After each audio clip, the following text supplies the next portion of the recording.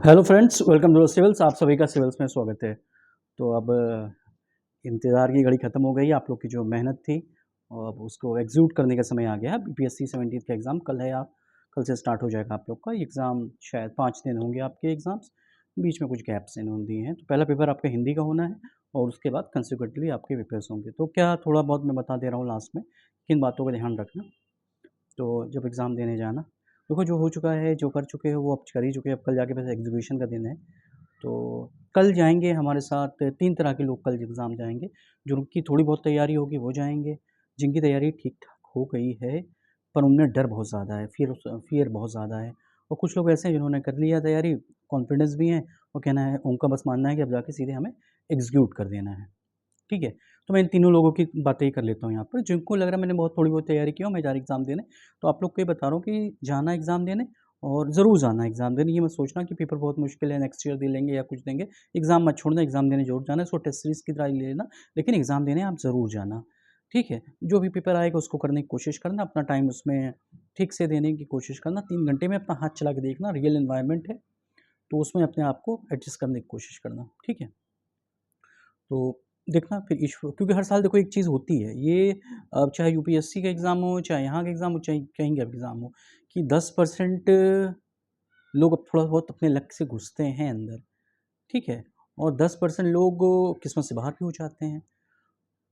तो लेकिन किस्मत पे बहुत ज़्यादा ध्यान नहीं देना चाहिए, लेकिन ये मान के चलो, तो इस वजह से जाना, कॉपी भरना, लिखना ज़रूर, कुछ छोड़ना मत और करते रहना सब कुछ अपना। तो आप लोग ध्यान से पेपर कर देना, जिनकी भी कम तैयारी उनको भी जाना चाहिए पेपर देने। अब हिसाब है जिनकी तैयारी हो चुकी है लेकिन डर बहुत ज़्यादा है, या तैयारी मिड में है, तो यार तुम लोग जो मिड वाले हो ना, वो तो बड़े ध्यान से इस पूरी वीडियो को देख लेना, ठीक है? क्योंकि आप एग्ज़ाम देने जा रहे हो, तो अपने ऊपर फुल कॉन्फिडेंस लेके जाओ कि हमें करना है पेपर, क्योंकि पेपर इतना मुश्किल होगा नहीं जितना आपको लग रहा है, क्योंकि जब एक बार हाथ चलने लगेगा तो फिर चल जाएगा और आप ना ठीक-ठाक कर लोगे। और जो भी एवोल्यूशन का प्रोसेस होता है उनका कभी अच्छा होता है, कभी ख़राब होता है, बहुत स्टैंडर्ड तो नहीं है बीपीएससी का एवोल्यूशन प्रोसेस, ये तो गारंटी है। हाँ, ये है कि वो अच्छों को प्रमोट करते हैं, लेकिन वो नीचे से उठ उठा के किसी को भी प्रमोट करते हैं, तो इस वजह से बहुत डरने की बात नहीं है। तो इस वजह से पेपर ज़रूर करने की बात है कि पेपर अच्छे से करना है। और जो तीसरे लोग हैं जिनका तैयार है, सब कुछ ठीक-ठाक कर लिया है, बस ये है कि एग्ज़ीक्यूट हो जाता है अच्छे से। आप लोग भी बहुत ध्यान से चीज़ों को ध्यान दें, और मैं एक-एक चीज़ के छोटी-छोटी ब जो मेरे पास क्वेरीज़ आई हैं, मैं उनको सब जो भी क्वेश्चन्स मैंने माँगे थे मेरे पास जो आए हैं, उनके बेसिस पे मैं आपका बता देता हूँ कि क्या-क्या आप लोग को वो करना है। पहला इश्यू आ रहा था कि पेपर 3 घंटे का आएगा, हिंदी का पेपर पहला पेपर आएगा, तो पहले पेपर में जाके यहाँ तो ये सब समझने की कोशिश करना कि कहीं उन्होंने पेपर शीट तो नहीं चेंज कर दी। कुछ लोग एग्ज़ाम बार-बार दे रहे होंगे। अब जहाँ तक मुझे सूचना है, बीपार्ट के ऑलमोस्ट 200 लोग दे रहे हैं इस बार एग्ज़ाम, जो पिछली बार दिया था, अभी वो रैंक इंप्रूवमेंट के लिए दे रहे हैं। तो ऐसे और भी बच्चे जा रहे हैं जो एग्ज़ाम देंगे, तो उनको तो पता ही है, लेकिन वो देख लेना यार कि पेपर के जो साइज़ वाइज़ है, कुछ उन्होंने चेंज तो नहीं किया, वही है सब कुछ। तो हिंदी का पेपर है, पास होना होता है, क्वालिफ़ाइंग पेपर है ये। जो पहला पेपर आप होगा, तो उसमें पेपर थोड़ा शीट को समझ लेना कि अगर हम आएँगे अपना लिखने के लिए, जब जीएस-1 का या एस्से का जब हम लिखने आएँगे, तो कितने पेजेज़ हमें मिल रहे हैं। कहीं 7 पेज ही तो नहीं दे रहे हैं हमें एस्से के लिए, या 10 पेज दे रहे हैं हमें। तो एक बार उसको देख लेना, कहते हैं इस चीज़ को कंसर्न कर लेना भैया, एक बार उसको ऑथेंटिकेट कर लेना कि हाँ, ये है हमारे पास। ठीक है? फिर एक क्वेरी हमारे पास ये पेपर्स की, हाँ, पेपर की साइज़ से बहुत मैटर होता है, कितना लिखना है, कितना नहीं हो लिखना है। ठीक है? देखो, almost on average 70 words, 60 words on one page पे आप अगर लिखते हो, तो कितना हो जाता है? 280 वर्ड्स हो जाते हैं ना आपके। तो इतना तो आपको लिखना ही है, 4 पेज तो अगर 70-60 वर्ड्स लिख रहे हो, तो उसी हिसाब से मान के चलो कि 4 से 5 पेज तो आपको लिखना है। उसके बाद आपकी स्पीड पे डिपेंड करता है कि आप कैसे लिखते हो। अब एक और क्वेश्चन, पेपर नहीं पूरा हो पाता है, जब कई लोगों ने मेरे से पूछा कि पेपर नहीं पूरा हो पाता है, तो यही मैं बता रहा हूँ, पेपर में भी पूरा कैसे होगा आपका पूरा पेपर। क्या होता है कि पेपर में बहुत, जब लॉन्ग आंसर्स क्वेश्चंस आते हैं, शॉर्ट आंसर क्वेश्चन, दोनों को समझ लो। यार 8 नंबर के, 7 नंबर के हैं और 38 नंबर के क्वेश्चन हैं। तो 8 और 37 नंबर के क्वेश्चन में हमें इस तरह से पेपर को नहीं करना है कि जैसे लग रहा है कि क्योंकि मैं बताता हूँ हमेशा, डिस्कशन में मैंने बताया है कि वो 38 मार्कर जो था उसको डिवाइड कर दिया है इन्होंने, 5 पार्ट्स में उनको इन्होंने डिवाइड कर दिया है, ठीक है? तो 5 पार्ट्स में डिवाइड कर दिया, तो 8 बने हैं उसके। तो आप लोग क्या करते हो कि जो 8 नंबर और 7 नंबर क्वेश्चन उनको 2 पेज लिखते हो, और जो तुम्हारे ये क्वेश्चन्स हैं, लॉन्ग क्वेश्चन्स हैं, उसको आप लोग कहते हैं 4 पेज में खत्म कर देते हो। तो आप देखो तो यार नंबर वो कितने दे देगा, 8 में आपने 4 दे देगा, 5 दे देगा, 5.5 तो यहाँ यहाँ देते नहीं, मैं देता हूँ, ऐसे यहाँ होल नंबर में ही देते हैं नंबर हमेशा। तो आपको इस चीज़ को ध्यान रखना है कि वो बहुत नंबर आपको नहीं देगा। तो आप ऑलमोस्ट ऑन एवरेज पेपर एक पेज में 60 वर्ड्स यूज़ करके या 70 वर्ड्स 60 वर्ड्स लिखते हैं, तो 80-90 वर्ड्स में या 80 वर्ड्स में ही उसको ख़त्म करो। 1.5 पेज में या 2 पेज में आपके बहुत 2 पेज नहीं जा रहा है, जिनकी स्पीड स्लो है उनके लिए मैं कह रहा हूँ बहुत लोगों के पेपर पूरे नहीं हो रहे हैं। क्योंकि आपको अभी समझना पड़ेगा, जब मैं पेपर सेकंड की मैं बात करूँगा तो मैं वहाँ पे आता हूँ। पहले मैं बता दूँ कि हाँ, बता देता हूँ, यहीं पे ही कहते हैं उस चीज़ को। पेपर सेकंड में आपको 15 को शॉर्ट क्वेश्चंस मिलने वाले हैं, ठीक है? और 5 लॉन्ग क्वेश्चंस मिलने वाले हैं। तो आपको बस समझनी पड़ेगी किस तरह से आपको मैनेज करना पड़ेगा, कितना ये है, टफ़ है। और 5 क्वेश्चंस ऐसे होंगे जहाँ पे आपको कम से कम 5 पेज तो नॉर्मल लिख दे रहे हैं लड़के वैसे। 4 तो मैं कह रहा हूँ कि आपको पेपर कंप्लीट करना है और क्वेश्चन छोड़-वोड़ के नहीं आना है, क्वेश्चन पेपर पूरा करके ही आना है। तो सर आ ही नहीं रहा है तो करेंगे क्या? अरे नहीं आ रहा है यार, हेडिंग डालो उसकी, और उसके जितने पार्ट्स हैं उनको कहते हैं अंडरलाइन करो। जो भी पार्ट्स हैं उनके अंडरलाइन करो उनको, और अंडरलाइन करने के बाद उनकी भी हेडिंग डालो। और उसकी हेडिंग डालने के बाद कुछ तो आता होगा उसका इंट्रोडक्शन लिखने के बाद, कुछ तो उसका बैकग्राउंड, कुछ तो उसके किस ड्रॉप में बैकड्रॉप में पूछा गया क्वेश्चन, वो तो आपको कहते हैं मालूम होगा कुछ तो। जो उसको मालूम होगा उसको लिखने की कोशिश करो आप उसको। और फिर जो आपने हेडिंग, जो आपने पार्ट्स को सेग्रीगेट किए उनकी हेडिंग डालो, और उसके बाद कहते हैं अपने क्वेश्चंस को आंसर करने की कोशिश करो।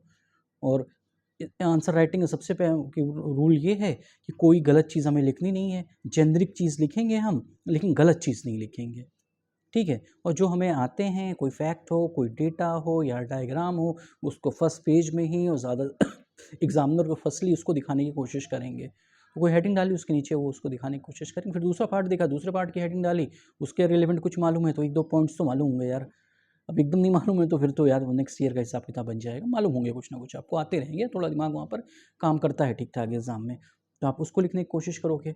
फिर क्या होगा, क्या कहते हैं, तीसरे पार्ट को देखोगे, उसको लिखने की कोशिश करो, तो लॉन्ग आंसर में ऐसे देखोगे थोड़ा-सा उसमें चर्निंग करना। और क्या होता है कि आपको 20 मिनट की कोशिश करना कि कम से कम लॉ लॉन्ग आंसर में तो कम से कम 20 मिनट तो लेने पड़ेंगे आपको, और शॉर्ट आंसर में 5 से 6 मिनट में आप जितना लिख सको। तो ये टाइम ड्यूरेशन रखना, अपना घड़ी अपने साथ रखना छोटी, अपना वो डिजिटल क्लॉक तो अलाउ नहीं है, लेकिन एनालॉग वाली जो होती है वो ले जा सकते हैं, उसको रख के देख लेना कि 20 मिनट में कितना आ रहा है, क्या हिसाब किताब। और जब हिंदी का पेपर दोगे, एसए का पेपर दोगे, तो उस पे आपको पता चल जाएगा टाइमिंग कितनी आ रही है। तो वैसे भी जो उन्होंने टेस्ट दिया उनको मालूम होगा अपनी टाइमिंग के बारे में, तो उसी हिसाब से अपने आप को ढाल लेना है। तो टाइम मैनेजमेंट का ये करना है कि लॉन्ग क्वेश्चंस को, शॉर्ट आंसर क्वेश्चंस को आपको 1.5 पेज। और क्या होता है, कभी क्या होता है कि आप मेरे से बाद में कह देते हो जब एग्जाम खत्म हो जाए, सर आपने बताया था कि 5 पेज लिखने हैं। अरे यार हमने बताया था कि तुम लिख नहीं पाओगे, जब तुम्हारी स्पीड नहीं बन रही है तो लोग 6-6 पेज लिख रहे हैं। हाँ, 350-380 वर्ड्स लिखें, तुम्हारी नहीं बन रही है ना यार। तो अब नहीं बन रही तो उसके लिए तुम क्या करोगे? यार इस बार से नंबर नहीं मिले सर, उसकी कॉपी मैंने देखा तो उसमें बड़े नंबर थे। नहीं हो रहा है ना, वो नहीं हो रहा तो नहीं हो रहा है। लेकिन ये है कि कम से कम अगर वो नहीं हो रहा है तो कम से कम एंट्री का हिसाब तो बन जाए, क्योंकि यहाँ लॉन्ग आंसर क्वेश्चन 38 मार्क्स के होते हैं, आप छोड़ नहीं सकते हैं इनको। और इनको बहुत ज़्यादा, इनका ट्रीटमेंट लो भी नहीं रख सकते हो, ट्रीटमेंट लो रखोगे तो दिक्कत आ जाएगी। तो इस चीज़ को भी हमको ध्यान रख के अपना पेपर करना पड़ेगा, ठीक है? अब क्या करना है आपको, पेपर को long answer, short short answer में वही रखना, 1-1.5 पेज लिख देना, बहुत 70-80 वर्ड्स लिख देना पॉइंट पॉइंट करके। और उसके बाद जो इंट्रोडक्शन लिखना, कंक्लूजन लिखना, और जो क्या नाम है, या वे फॉरवर्ड लिखना होगा या चैलेंजेस लिमिटेशन लिखना होगा, 2-3 में वर्ड में लिख देना। और कुछ वहाँ पर डायग्राम्स छोटे मोटे बना के, जैसे मैं बताता भी रहता हूँ कि हेक्सागन, पेक्टागन, ऑक्टागन ये सब बन के वहाँ पर, या कोई जब लॉन्ग आंसर में ट्री यूज़ करना, tree banana, branches of trees के थ्रू दिखाना स्ट्रक्चर, उसके बाद बनाने कुछ नहीं है। शॉर्ट में ज़रूरत नहीं, शॉर्ट में जितना आप लिख सके, जितनी बातों को, क्योंकि आप कोई चीज़ आप डायग्राम में बना के फिर उसको क्यों समझाओगे, ये तो लॉन्ग में कर सकते हो, यहाँ इतना स्कोप होता नहीं है, ठीक है? और 5-6 मिनट इसको रखोगे, 20 मिनट उतना रखोगे। इस चीज़ पर थोड़ा सा आप एकदम स्टिक रहोगे तो पेपर आपका कंप्लीट हो जाएगा, पेपर कंप्लीट होने में दिक्कत नहीं होगी। और शुरू से ही अलर्ट रहना पेपर के लिए कि पेपर क्या करना है। हाँ, अब ये क्वेश्चन आया था, हुआ था, हाँ, कि पहले कौन-सा करना चाहिए अटेम्प्ट। यार देखो क्या होता है ना, पेपर जब खुले, मुझे नहीं मालूम वैसे अब क्या हो रहा है यहाँ पर हिसाब-किताब, कहते हैं कि पर क्वेश्चन अलग-अलग लोग साइन करते हैं, अगर इवैल्यूएटर से। लेकिन ऐसा नहीं हुआ कि अगर एक ही इवैल्यूएटर सब कुछ साइन कर रहा है, तो थोड़ा-सा ये होता है कि शुरू के जो क्वेश्चंस हो, जो शॉर्ट्स के, वो 2 उठा के लिख लो, और उसके बाद सीधे लॉन्ग पे चले जाओ, लॉन्ग आंसर अटेम्प्ट करो। क्योंकि उसी की वैल्यू है, उसी की, उस पर नंबर ज़्यादा हैं, 38 मार्क्स के हैं, तो पहले उनको कंप्लीट करने की कोशिश करो। जब वो कंप्लीट हो जाए फिर शॉर्ट आंसर्स पे अपने आ जाओ, या फिर ऐसा करके सिंक्रोनाइज़ कर लो। घड़ी ज़रूर लेके जाना, जिससे कि आपका टाइमिंग रहे कि शॉर्ट आंसर में 5-6 मिनट ही लिख रहा हूँ मैं ना, ठीक है? और उस हिसाब से आप लॉन्ग आंसर पे नहीं ले रहे हो टाइम, क्योंकि देखो तो नंबर तो 5 गुने ज़्यादा हैं, तो आपको 30 मिनट लेना चाहिए, लेकिन मैं 20 मिनट ही कह रहा हूँ। ठीक है। तो इस चीज़ का टाइम मैनेजमेंट में आपको कुछ चीज़ों पे ध्यान रखना पड़ेगा। और अभी भी रख, क्योंकि जो लोग लिखे हुए हैं ना, उनको थोड़ा बहुत ये जो आ रही दिक्कत, यार रिड्यूस कर दो कंटेंट को, मैं बता रहा हूँ ना, रिड्यूस कर दो, कोई इशू नहीं होगा।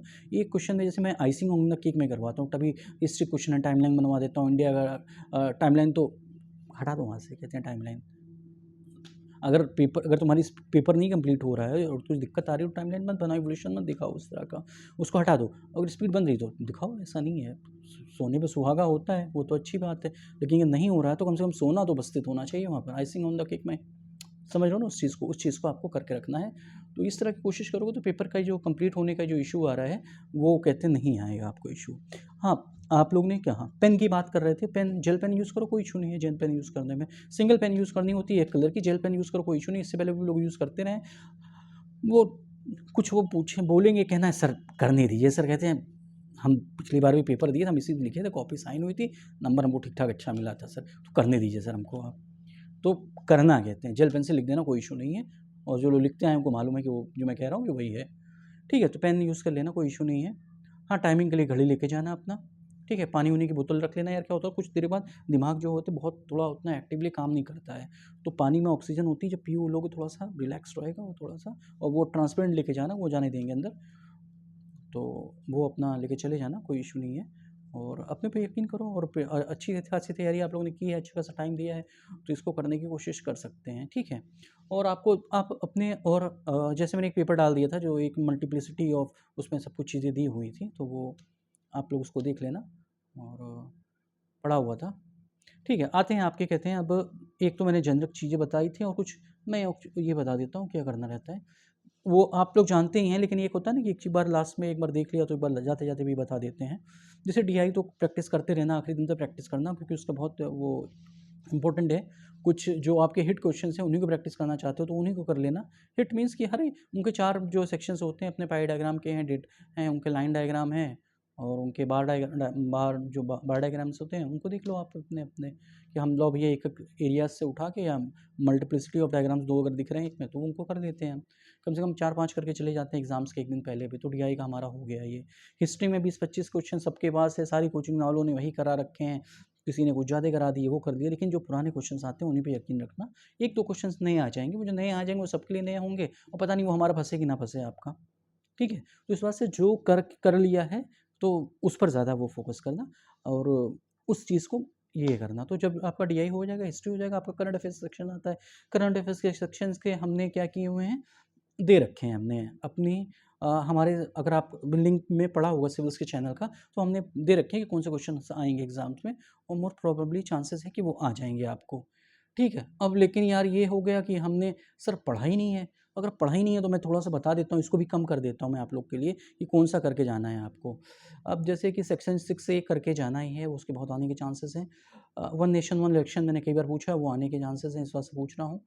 110 अमेंडमेंट बिल भी था, वो पूछ लें। यार इन तीनों में से एक तो उनको पूछना ही है, कहीं नहीं जा रहे हैं वो। डिलिमिटेशन हो रहा है तो बहुत इंपॉर्टेंट है, वो पूछेंगे। और एक बार ध्यान रखना, ये क्वेश्चन जो होते हैं पॉलिटी के, ये पॉलिटी में तो आ ही सकते हैं, पॉलिटी के पेपर में, ये करंट अफेयर्स में भी बन के आएंगे ये क्वेश्चन। ऐसा हुआ है कि करंट अफेयर्स में ट्रेडिशनल क्वेश्चन वो पूछते हैं। बेसिकली होता क्या है, कोई डिलिमिटेशंस हो, या जो भी वाइस प्रेसिडेंट का रोल हो, या कुछ भी हो, इस तरह के क्वेश्चंस वो स्टैटिक पोर्शन के पार्ट हैं। जब वो न्यूज़ में आ जाते हैं वो कट से कन्वर्ट हो जाते हैं करंट में।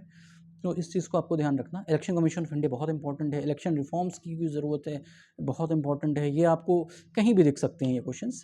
यूएस का इलेक्शन हुआ है तो इंडियन इलेक्शन सिस्टम क्या है, यूएस का इलेक्शन सिस्टम क्या है, ये तरह के क्वेश्चन आपको मिल सकते हैं। प्लेस ऑफ वर्कशिप एक्ट हमेशा ये विवादों में रहता है, और ये जो मीडिया चैनल्स हैं इन पर छाए रहते हैं इस तरह के इशूज़, तो इनको आप देख सकते हैं। और वक्फ बोर्ड बिल, उस पर काफ़ी कुछ हुआ है, तो उस पर आप देख सकते हैं कि क्या है क्या नहीं है, तो उनके प्रोविजंस क्या हैं, और सुप्रीम कोर्ट ने भी कुछ चेंजेस लाए हैं, तो उसको नहीं, जो प्रोविजंस है उसको आप लीजिएगा, और जिन्होंने उस लेटेस्ट डेवलपमेंट देखे हैं वो कर लीजिएगा। महाकुंभ इतनी बड़ी यात्रा हुई है, और ये ऐसा नहीं है कि ये यूपी में हुआ है तो यूपी के लिए बहुत इंपॉर्टेंट है, बिहार के लिए भी एज इट इज़ बहुत अच्छा इंपॉर्टेंट इशू है, तो महाकुंभ पर भी आप ध्यान देंगे। तो ये सब ये क्वेश्चंस बहुत आने वाले क्वेश्चंस हैं। और फिर कहाँ से आ रहे हैं, हाँ, हम लोग यहाँ पहुँच रहे हैं, इकोनॉमिक सेक्शन पूछ रहे हैं, पहुँच रहे हैं। माइक्रो फाइनेंस सेक्शन आप देख लीजिएगा, इसमें इम्पोर्टेंट है। और बाकी नीति आयोग भी कहीं ना कहीं ये बहुत ज़्यादा इम्पोर्टेंट है, क्वेश्चन यहाँ से बनने के चांसेस हैं। और इंडेक्स वो कुछ भी पूछ सकते हैं, शायद इनमें से आ जाए, शायद इनमें से ना आए। तो जो लोग पहली बार देख रहे हैं शायद छोड़ भी सकते हैं, वहाँ पर आप जेनरिक लिख दीजिएगा, ठीक है। तीसरा सेक्शन आ रहे हैं इंटरनेशनल रिलेशनशिप का, एक क्वेश्चन यहाँ पे आना ही है।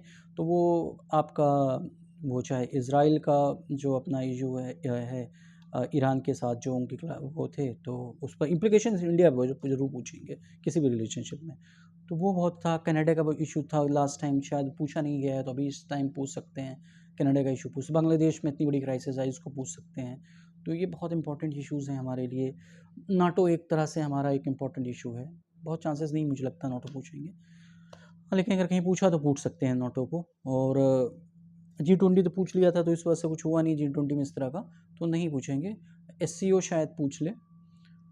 और 10 साल हुए हैं एक्ट ईस्ट पॉलिसी के, तो वहाँ से भी कुछ एक उठाएं, एक साउथ ईस्ट एशिया रीजन से, तो वहाँ से भी एक क्वेश्चन आ सकता है।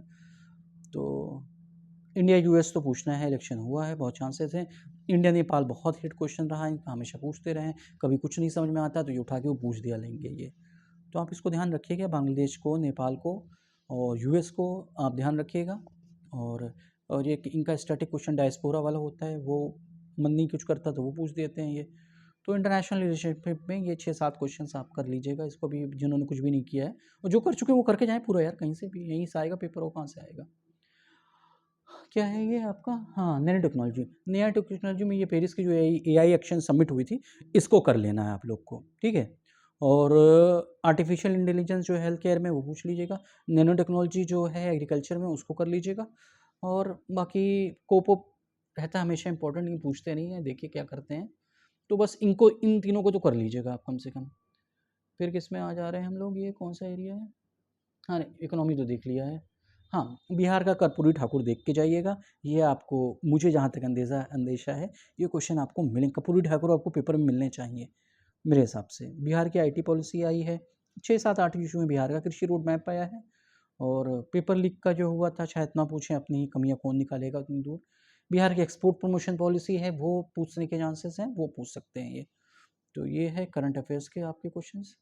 और ये क्वेश्चंस आपको पड़े हुए हैं, ये क्वेश्चंस, इनकी बुकलेट पहले पेड थी, मैं आज शायद डाल दूंगा आप लोग जो भी, क्योंकि लास्ट मोमेंट में आप लोग को कंटेंट भी सामने मिल जाएगा, तो आपको ज़्यादा ईज होगी करने की। तो हिंदी और इंग्लिश में दोनों में अभी थोड़ी देर में मैं ये कंटेंट डाल दूंगा आपको, कि ये क्वेश्चंस तो मिल जाएंगे, साथ में मैं बुकलेट भी डाल दूंगा, वो फ्री ऑफ कॉस्ट है, मैं उसको डाल दूंगा। क्योंकि अब लास्ट मोमेंट पर आप कहाँ से इधर उधर मैं टॉपिक दे दिया हूँ, तो फिर अब कंटेंट नहीं हुआ तो फिर उसमें दिक्कत हो सकती है, तो मैं डाल दूंगा, आप उसको कर लेना। तो ये एरिया था हमारा करंट अफेयर्स का। तो जो आप करंट अफेयर्स, आप DI है, और ये जो अपना हिस्ट्री का क्वेश्चन आता है, जो ओल्ड क्वेश्चन, तो इससे आपका GS1 हो जाएगा। अब आएंगे आपके, पहले एसए पे आ जाते हैं, फिर GS2 पे आएंगे। तो एसए का हिसाब किताब जहाँ से आपका चल रहा है, कि एसए में देख लेना यार, जो मैंने 5 थीम पूछी थी, उसमें से क्वेश्चंस आने के चांसेस हैं, लास्ट में जो मैंने कराई थी। क्योंकि रीज़न ये ना, बहुत लोगों ने बहुत, कि एक, यार हमें 4-4 वो ऑप्शंस दे रहे हैं, तो हमें क्या करना, बस हमें एक-एक अपने उसका, अपने एरिया का एक क्वेश्चन बस फँसाना, उसको बहुत अच्छे से करके लिख के आना है। वहाँ की भी जो जहाँ तक बातें हैं, तो अगर आप वही 70 पेजेज़, अगर आप 60 टू 70 वर्ड्स लिख रहे हैं, और 6-7 पेज भी आपका मोर देन सफिशिएंट है, 7-8 पेज आप लिख सकते हैं। और 10-11 लिखना चाहते हैं तो 10-11 भी लिख सकते हैं, कोई इश्यू नहीं है। आप अपनी स्पीड पे कीजिए। ऐसा नहीं कि वो बहुत, अगर आप 7-8 पेज लिख रहे हैं तो वो आपको कम नंबर देंगे, और 10-11 लिख रहे हैं तो ज़्यादा देंगे।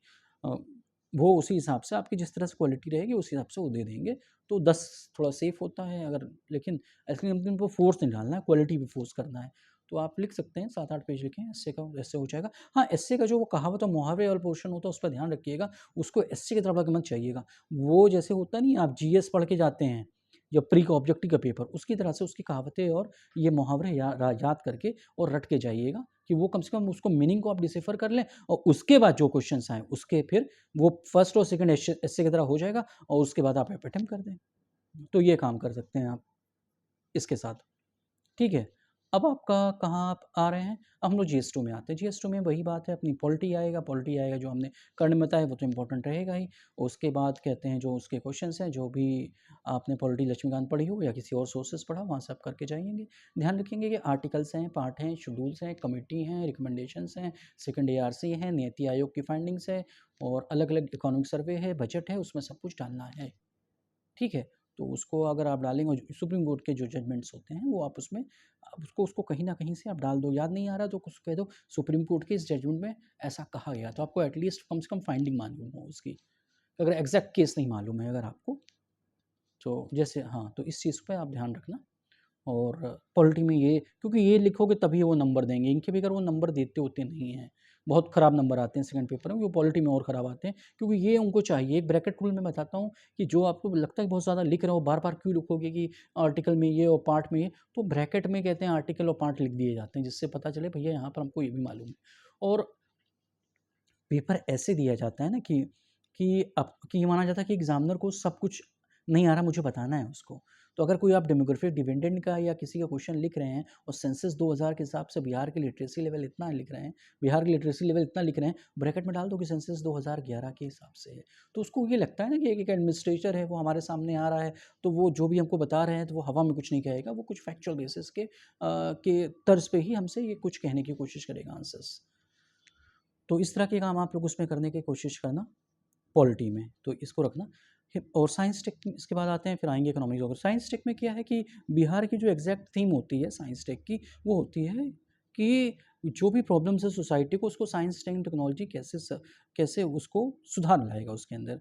तो science technology in Bihar is something which serves human needs, any technology which serves human needs, वो बिहार में वो पूछते हैं कि वो मानवीय जो भी आपदाएँ हैं, चाहे कोई भी समस्याएँ हैं या जो समाज के स्तर में, तो उसको विज्ञान किस तरह से दूर करेगा, तो वो उस क्वेश्चन में पूछते हैं। तो आप जो जो आपने कुछ नहीं अगर पढ़ा होगा साइंस टेक्नोलॉजी में भी, तो जो भी टेक्नोलॉजी आप पढ़ते हो, बिग डेटा की है, आईओटी की है, आपकी नैनो टेक्नोलॉजी की है, बायोटेक्नोलॉजीज़ की है, हाँ, और भी जो भी आप अगर डिसास्टर में कर रहे हो तो वार्निंग सिस्टम है जो भी, और कुछ रट लो अपने हिसाब किताब से, एक बना लो लास्ट मोमेंट के लिए, तो वो वहीं पर वो वहीं लिखना होता है और वही दोगे कि हेल्थ में क्या कर रहे थे हम लोग इस समय, तो कुछ आपको, क्योंकि वो हेल्थ एंड टेक्नोलॉजी वो पूछ रहे हो, मुझे नहीं लगता आपकी पूछेंगे, मुझे लग रहा है अब एआई इन हेल्थ केयर पूछेंगे, लेकिन हो सके कहीं उनको कुछ भी नहीं समझ आया फिर उन्होंने वही दे दिया, क्योंकि पेपर हो सकता है बहुत ईजी आ सकता है पेपर सबको। जब पेपर ईजी आएगा ना, उसमें ये नहीं करना है कि हमको खूब लिखना शुरू कर देना है, तब हमें प्रेजेंटेशन की क्वालिटी जो है वो बढ़ानी है। अगर पेपर ईजी आएगा तो उसमें ये दिमाग नहीं लगाना कि पेपर भरना बहुत ज़्यादा शुरू कर देना है, क्योंकि जब पेपर ईजी आए तो सबने भरना शुरू कर देना है। तो आप लोग को ये कोशिश करना, पेपर अगर ईजी आया है तो इसके लेवल ऑफ प्रेजेंटेशन और लेवल ऑफ उसको आर्टिकुलेट जैसे आप कर रहे हैं पेपर को, उसका लेवल आपको बढ़ा देना है। तो उस चीज़ को आप करेंगे। साइंस टेक्नोलॉजी में मैं ये कह रहा हूँ, वो कंप्यूटर्स का थोड़ा पढ़ के जाना यार, वो साइबर सिक्योरिटी पढ़ के जाना, वो यहाँ से क्वेश्चन आपको मिलेंगे ही। और आपकी एआई हिट है, एआई पूछेंगे, वो पेरिस एआई एक्शन सबमिट हुई, या तो वो पूछेंगे, या एआई इन हेल्थ केयर पूछेंगे, या एआई इन किसी भी फील्ड का एआई का, या किसी भी एग्रीकल्चर से या किसी भी चीज़ का उसको कोरिलेशन बनाएंगे, क्योंकि इन्होंने नैनो टेक्नोलॉजी से बहुत कोरिलेशन बनाया है। तो हो सके रिपीट कर दें, लेकिन थोड़ा सा भी एवोल्यूशन किया तो एआई में आपकी ये आने हैं और वहाँ से क्वेश्चन आएगा आपको, नैनो को तो आते ही रहता है। अब आते हैं हम इकोनॉमिक और ज्योग्राफी की तरफ। ठीक है, ज्योग्राफी में एक क्वेश्चन वो पूछते हैं प्रीवियस ईयर्स, यूपीएससी के पूछते हैं, तो हमने जो मास्टर शीट दी थी, मास्टर फाइल दी थी, उसमें है क्वेश्चन वो, तो वो करके जाना। ठीक है, और क्या नाम आप लोग को मैप्स वहाँ बिहार का बनाना है आपको, इकोनॉमी का मैप, मैप तो आपको बिहार का और इंडिया का दोनों को जहाँ ज़रूरत पड़ेगी वहाँ बनाना है आपको ज्योग्राफी में।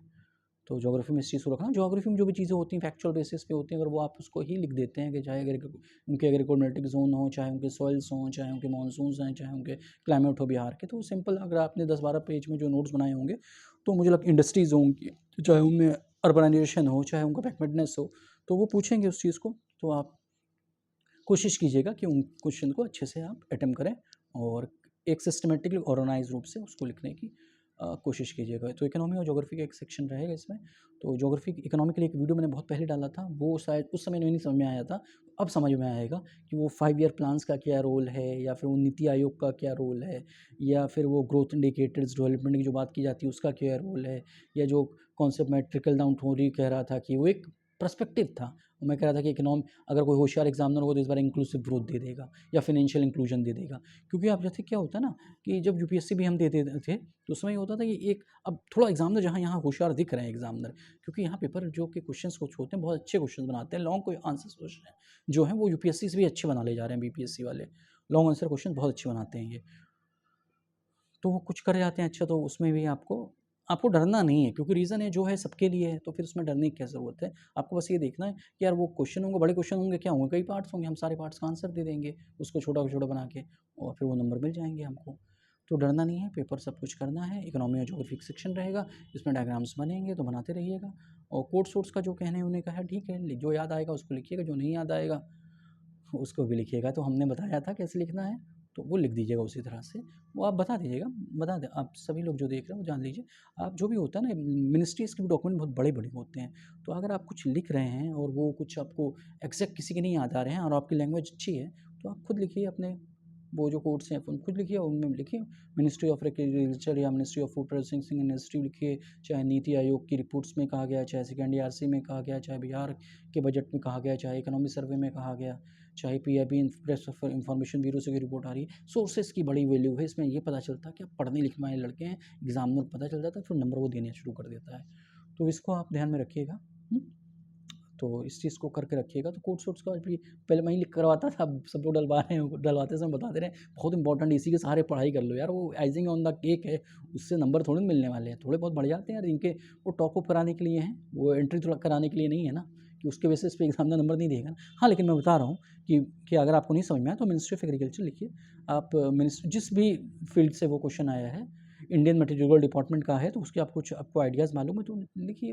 उनकी मोटी-मोटी रिपोर्टें आती हैं, उसमें कहीं न कहीं वो चीज़ लिखी ही होगी, तो आप उस चीज़ को उस कंटेस्ट में लिख सकते हैं। तो ये है आपका पेपर 2, आप इस तरह से कर लेंगे। तो इसी तरह का एक जो क्या है ना, पूरा एक माइंड फ्रेम, एक फ्रेमवर्क लेके अपने एग्ज़ाम में चलो अपना, तो उस तरह से एग्ज़ाम को जाओ, तो ये धीरे-धीरे करके आप ये जीएस 1, जीएस 2 और एसए की चीज़ें आप कवर कर ले जाएँगे और आपका ये आसानी से पेपर हो जाएगा और सिलेक्शन भी आपका हो जाएगा, फाइनल आपका एग्ज़ाम से आप सेलेक्ट हो जाएँगे। मैं ऑप्शनल के बारे में कई लोग पूछ रहे थे, ऑप्शनल में हाँ, ये रहता है 40 मार्क्स क्वालिफाइंग है, कभी पेपर मुश्किल कभी आसान ये लोग पूछ देते हैं, तो ध्यान से उसको कर लेना और कायदे से मेहनत करके पढ़ के जाना, और जब आपको मौका मिलेगा तो पढ़ के ही जाना अच्छे से इसको। और क्या करना कि नेगेटिव मार्किंग है नहीं, तो क्वालिफ़ाई कर जाओगे। लेकिन ये है कि जब एग्ज़ाम्स का दिन होगा तो सोने वाला दिन नहीं है, वो ही पढ़ के जाने वाला दिन है। तो पढ़ लेना, कहते हैं वो यूजीसी और नेट के जो पेपर्स होते हैं ना, वो वहाँ से क्वेश्चंस वहाँ के आ रहे हैं, तो देख लेना। और जो अभी इन्होंने 1-2 साल में जो इन्होंने ऑप्शनल के पेपर कराए हैं, उसको उठा के देख लेना। आप कम से कम उसको लगा के जाओ कि उसमें से कुछ रिपीट कर दिया, या वो उनका एरिया ऑफ डायरेक्शन क्या है, तो उससे आप देख लेना। ठीक है? तो इसको कर लेना तो आपका ठीक-ठाक हो जाएगा। तो मैं तो सोशियोलॉजी या पब्लिक एडमिनिस्ट्रेशन कराता हूँ, तो सोशियोलॉजी वालों को तो मैं बता दे रहा हूँ, वो आएगा। पिछली बार भी जैसे भी कहा था, आपकी जो भी एक स्टैंडर्ड बुक है, अगर आपने तैयारी-वैयारी करते हो, तो फिर वो पढ़ लेना अपना। वो वहाँ बहुत ज़्यादा वो पूछते हैं कि ये किसने कहा या ये किसने कहा, किसी भी चीज़ का, या सोशल स्टैटिक्स या सोशल डायनामिक्स का कॉन्सेप्ट कितनी निकाला, लॉ ऑफ 3 स्टेजेस किसने दी, तो वो आप देख लेना उस चीज़ को। पब्लिक एड में भी इस तरह की चीज़ें होती हैं। तो ठीक है, तो इसी तरह से रहेगा। तो एग्ज़ाम है, और एग्ज़ाम से पहले बस यही बात है, एक बात कही जाती है ना, भला वक़्त से पहले मैं क्यों हार मान लूँ, अभी जग जीता नहीं और मैं हारा नहीं। तो यार ये बात दिमाग में ढाल ढाल लो, जब तक कहते हैं एग्ज़ाम में लास्ट मोमेंट पर वो लास्ट चीज़ लिख रहे हो, तब तक कहते हैं ये मत सोचना कि यार पेपर ख़राब हो गया, चाहे कुछ हो गया। आपको खुद नहीं मालूम है यार, कभी मैं खुद देखता हूँ ना कि यार मैं जिस लड़के को मैं 15 नंबर या 10 नंबर में दे रहा हूँ, बीपीएससी ने उसको खूब नंबर दे दिए हैं। अब मना कर गया, उनका दिल दे दिया उनको, कहते हैं तो मेरे को कहीं मैं फ़ेल होता हूँ, बीपीएससी नंबर देता है, मैं फ़ेल होता हूँ मतलब मैं जितना दे रहा हूँ उससे ज़्यादा उन्होंने दे दिया, ठीक है? तो वैसे ऑलमोस्ट तो बाकी तो ऐसा एक आध केस में होता है, लेकिन बाकी केसेस में तो वही होता है जो दिया है एग्ज़ाम से पहले, तो वही होता है। अभी तक आया था भी इसी बात से, हमारे 10 सिविल्स के रिज़ल्ट भी अच्छे आए हैं, ठीक है? तो जो यूट्यूब पे जो चैनल है हमारा ये है, उसको सब्सक्राइब लाइक करो यार, कहते हैं। और टेलीग्राम पे तो तुम्हारे काम की चीज़ें सारी हैं, कहते हैं, यहाँ पे भी काम ही की चीज़ें हैं आपको। तो एक-एक करके मैंने अपने सारे एरियाज़ पे आप पहुँच गया हूँ, और कोई भी आपको इश्यूज़ होगा, कोई भी होगा, तो नंबर्स हैं वहाँ पर, आप मैसेज कर दीजिएगा। कॉल्स उठाना पॉसिबल नहीं होता है, तो लेकिन मैसेज कर दीजिएगा तो मैं रिप्लाई ज़रूर करता हूँ। जो भी मैसेज करता है तो मैं रिप्लाई 100% करता हूँ, इसकी वो नहीं है, और जल्दी करता हूँ बहुत, उसमें नहीं। तो जाइए एग्ज़ाम में, डरिए मत, कहते हैं आपने पढ़ाई की है, आप अपने विश्वास रखिए, और कल से आपकी जो परीक्षा हो रही है इसके लिए समस्त बिहार के जो भी एस्पिरेंट्स हैं, जो एग्ज़ाम्स देने जा रहे हैं, दूसरे स्टेट्स के भी जो देने जा रहे हैं, सभी को कहते हैं शुभकामनाएँ हैं कल के एग्ज़ाम्स के लिए। अच्छे से दीजिए एग्ज़ाम्स और अपने ऊपर विश्वास रखिए, और थोड़ा घर और जो रूम-वूम ले रहे हैं वो अ, थोड़ा पास ले लीजिएगा, और जहाँ से भी जाएँगे थोड़ा-सा पहले पहुँच जाइएगा फर्स्ट डे को। एक बार रूटीन में आ जाएगा तो उसके बाद सब कुछ कीजिएगा। पानी अपने साथ रखिए, शांति लाता पानी, और इसी के साथ एंड कर रहा हूँ अब ये चीज़ लास्ट में जो भी मेरे दिमाग में आ गया अचानक से, भला वक्त से पहले मैं क्यों हार मान लूँ, भाई जग जीता नहीं हूँ मैं, हारा नहीं। लास्ट मोमेंट में जब तक आपने लास्ट क्वेश्चन लिख नहीं दिया तब तक कभी ये मत सोचना मेरा ये DI का ही क्वेश्चन गलत हो गया था, वहाँ 2 गलत हो गए थे, कुछ नहीं, सब बैलेंस कर ले जाएंगे लास्ट तक। गड़बड़ हो भी गया है तो क्या हुआ, ठीक है, और नहीं हुआ है तो भाई बल्ले बल्ले, अच्छे ही है, जो कर रहे हैं वही सही है। तो टेलीग्राम पे चैनल पे मैं वो कर दूंगा आपको, GS की फाइल्स दे दूँगा करंट अफेयर्स की, तो वो आप लोग वहाँ से देख लेना और सुन लेना कि जो मैंने बताया इंपॉर्टेंस उसको देख लेना। तो जाइए एग्ज़ाम्स दीजिए और सभी को बहुत बहुत शुभकामनाएँ हैं एग्ज़ाम्स के लिए, all the best for your examination. और बिहार के एग्ज़ाम्स है, यहाँ पे एक एग्ज़ाम्स उत्सव की तरह होता है, जब आप जाएंगे तो आपकी जो पब्लिक है, आपके आसपास के लोग हैं, बहुत सपोर्टिव होते हैं।